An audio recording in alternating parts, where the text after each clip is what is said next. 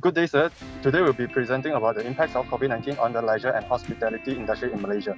Tourism industry is the third largest contributor of GDP in the year 2018, which is 5.9% of the total GDP of Malaysia. This marks a value of RM 86.1 billion Malaysian ringgit. So in the year 2019, there were 26.1 million of total tourist arrivals in Malaysia, which is 1.04% higher compared to the year 2018.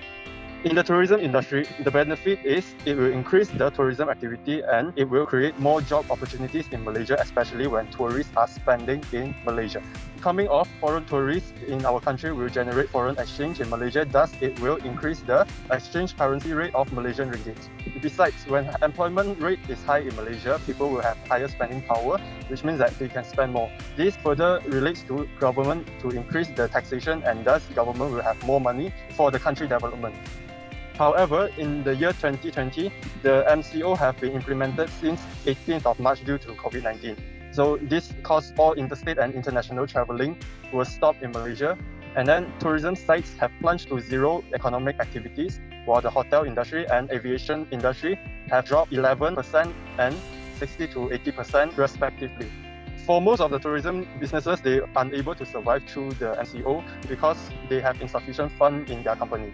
This is due to their difficulties in the cash flow and thus it will cause their business to be retrenched and employees have go to unpaid leave and also shutting down in the hotel business. For some tourism businesses, they are able to survive through this period as they have good marketing skills. So in this discussion, we will be discussing about hotel sector, tourism sites and aviation sectors. Good day, sir. So now I'm going to talk about the impacts of COVID-19 pandemic on the hotel industries. The first aspect we are going to look at is the retrenchment. As we all know, with the limited cash flow of the industry, hoteliers are struggling to maintain their workforce and business at the same time. So according to the Malaysian Hotel Association, MAH, as of March 20, in a sample size of 56,299 hotel industry employees, 2,041 employees were laid off, while 9,773 employees were asked to take unpaid leave, where also 5,054 employees are forced to receive pay cuts. Looking at the table, we can see that by state, Kuala Lumpur was the sector which took the worst hit, with the total sample size of 17,826 employees.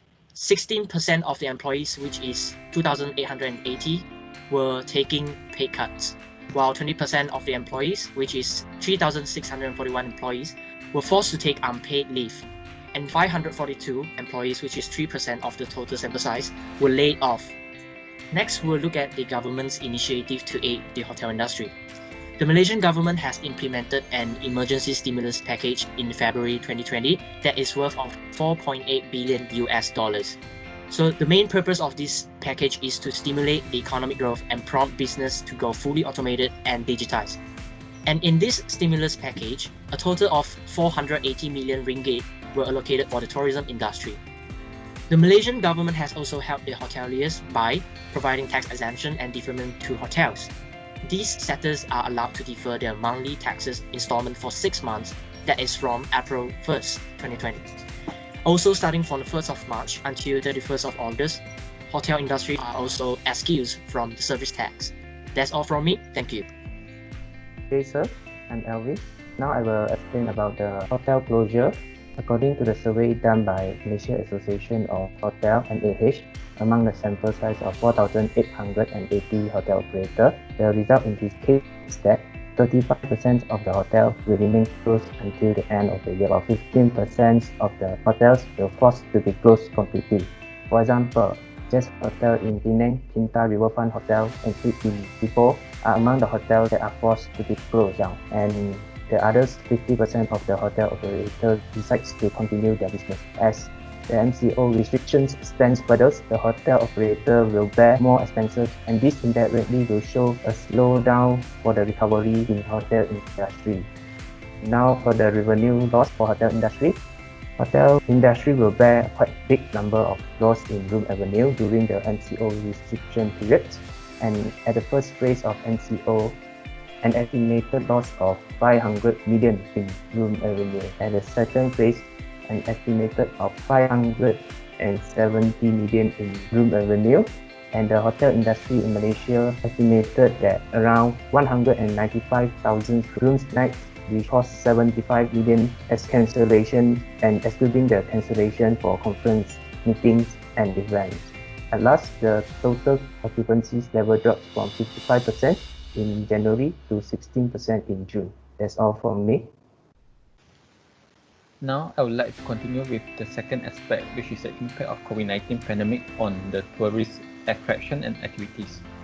So, during the pandemic of COVID-19, Malaysia government have carried out movement control order, MCO, and travel restriction to control the transmission of coronavirus within our country.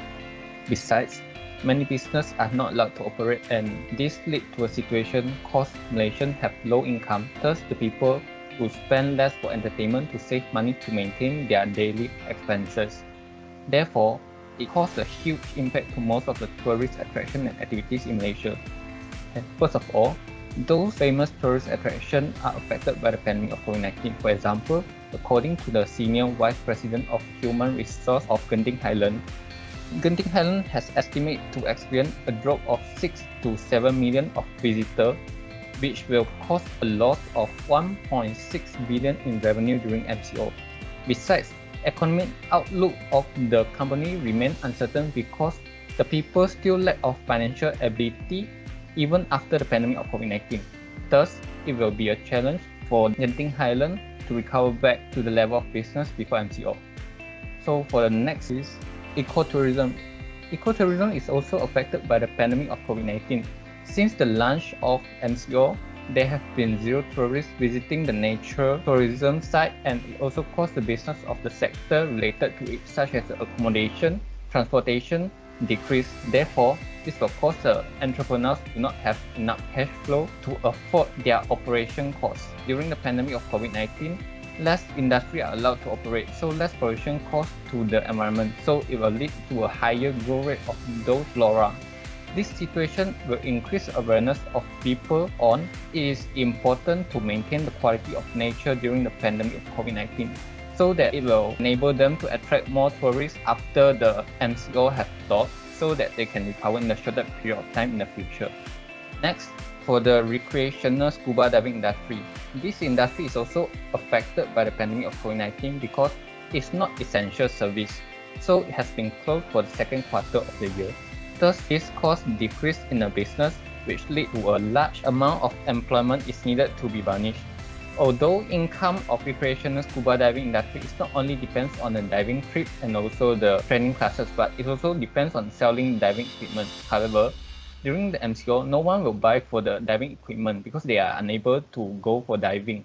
And for the entrepreneurs, they are forced to close, so this caused them unable to provide any courses to the customer. That's why their business will drop. Following by the Zoo Negara. Besides Zoo Negara also being affected by the execution of MCO.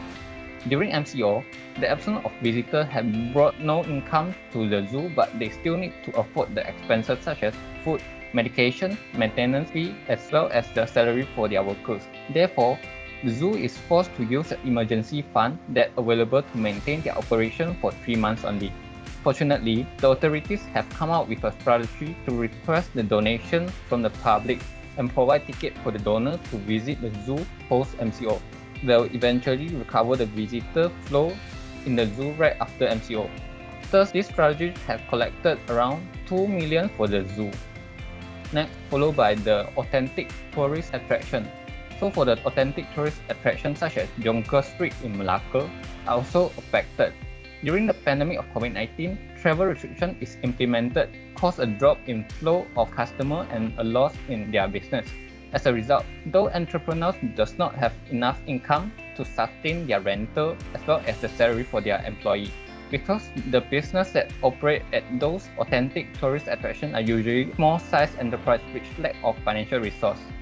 Thus, if the flow of people still unable to recover back to the previous condition within a short period of time, then most probably all these authentic tourist attractions may vanish from Malaysia tourism map. In a nutshell, we can know that impact of COVID-19 towards tourist attraction is very serious, especially for those attractions which consist of small-sized enterprise. Besides, the economic status of tourism attraction is important for the government because this business will generate tax for the government as the income. Thus, the government should generate a strategic way to reduce the pressure on the business after the MCO. Hello, sir. So I'm going to talk about the third aspect, which is the aviation industry. Due to COVID-19, many countries has implemented drastic measures, including travel ban, closing border, and implementing quarantine period. This has led to a sharp decline in the international and domestic travel. Moreover, the number of passengers are declined more steeply, increasing flight cancellation and decline in capacity. Malaysian aviation industry are currently suffer from 39% of fall in demand that involving around 25.49 million passengers. Nowadays, the airline share price are experiencing a greater decline compared to the previous pandemic SARS. International Air Transport Association has stated that Malaysian aviation industry have a loss about $3.23 billion in revenue that affect 169,700 jobs. Consequently, Malaysia's gross domestic product will have a loss of $3.79 billion. From this graph, the orange line, which represents the global daily flight, has experienced a sharp decline during March 2020, while the number of cases of COVID-19 has increased. So, most Malaysian airlines has cancelled international flights and several countries has set up new quarantine restrictions. Malaysia Airlines has reduced its capacity to China by 53% and South Korea and Japan by 23%. A total of 39 Malaysian airports has reported a 23.4% year-on-year decrease in number of passengers. Based on the report of Malaysian Aviation Commissions, Malaysian carrier has a total 7.3 million seats cancelled, and foreign carrier about 6.7 million decrease in seat capacity. Malaysian Airlines Berhad also reported that they have reduced their operation and offered its 13,000 employees to take voluntary unpaid leave. More than 2,000 flights were being cancelled by March. Based on the report of Kuala Lumpur International Airport, the number of passengers in international flight decreased by 25.7% and domestic flight decreased by 20.5%. This situation is more serious when it comes to secondary airports, which is experiencing a greater percentage decrease in number of passengers. To sum it up, Malaysian Airlines currently operate less than 50 flights per day. Next, I'm going to talk about the recovery path of the impacts of COVID-19 on the aviation industry. From the graph, we can make conclusion that the recovery patterns for SARS take at least 3 months to recover, while no drastic improvements for COVID-19 on the aviation industry, although 3 months have passed. Besides, it is expected that the recovery of aviation industry will take at least 6 months or years to recover. Furthermore, we can see from the graph that Malaysia domestic recovery path experienced a sharp drop during April compared to previous years and only began to recover on May. One of the solutions to improve the market is the merger of two major airlines, that is Malaysia Airlines and AirAsia Group. Fortunately, Malaysia government has taken a few initiatives to help aviation industry. For instance, the economic stimulus package. In this package, rebates on rentals of premises at airports as well as landing and parking charges were given by Malaysia Airports Holding Berhad. Next, personal income tax relief up to 1,000 ringgit Malaysia on expenditure related to domestic tourism and digital voucher from domestic tourism up to 100 ringgit Malaysia per person for domestic flights, rails and hotel accommodation are provided for all Malaysians. Malaysian government has also allowed temporary deferment of monthly income tax installment payments for businesses in the tourism sectors. The banks has also provided financial relief in the form of payment moratorium, compromising restructuring and rescheduling of loans for affected business. Lastly, my teammates Billy Chan is going to sum up the whole presentation. Thank you, Sui Xiang, and then I'll be proceeding with our conclusion. So we have seen that the MCO have brought adverse effects on the hotel tourism side and aviation sector. Most of the business were unable to compensate the loss and have to retrench their workers. So we saw the need that the government need to introduce financial and stimulus packages to sustain the three industries. Since the international trading is not available yet, domestic travelling becomes important in the Malaysian tourism sector in order to recover the local tourism sectors from the losses. Besides, the domestic travelling can help to stimulate the activeness of cash flow within the market of Malaysia and also maintain the GDP of Malaysia. So our aim of this study is to act as a future reference for the government, researchers and readers as an experience for future disease outbreaks. We hope that the government and business sectors will be able to come out with better policies within a shorter period of time so that during the next disease outbreak, they will have less losses. So the take note point is that business sectors should come out with a good marketing skills to survive the business during an MCO. We have an example from Zoo Negara, which they use their name and they promote actively in Facebook and Instagram to get donations during the MCO. So eventually they were able to survive through the MCO, although there were no visitors during the MCO. Besides, business should have an emergency fund for at least 3 months to cover all the expenses needed. Last but not least, all of us should always be prepared. Thank you.